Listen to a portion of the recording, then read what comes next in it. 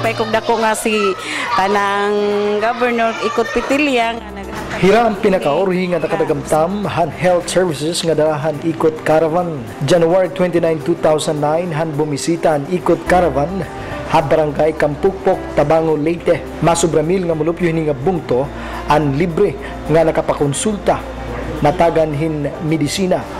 Sobra gatusan nagabutan hin ngipon. 61 nga bata ang ginturi.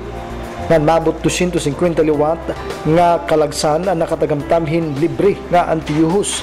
99 naman ang libre nga naarutan. Samtang halaba nga pilahin kabataan han Kampupok District School ang ginpaisnak hin marasa.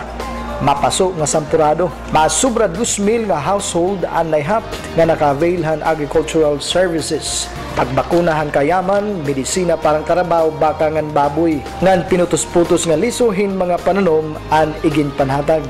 Simple nga serbisyo hatag ni Governor Ikot Pitilla. Ang Ikot Caravan, inusang health outreach program, ang probinsya, ngan gindudumara makaduha ka beses, ito sa kasimana haybay nga dapit, ang lalawigan han Leyte.